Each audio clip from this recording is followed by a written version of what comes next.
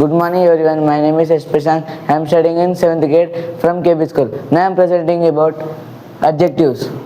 An adjective is a word that describes noun or pronoun in a sentence. Adjective tells us how something looks, pretty, handsome. Adjective tells us how something smells, shiny, yummy.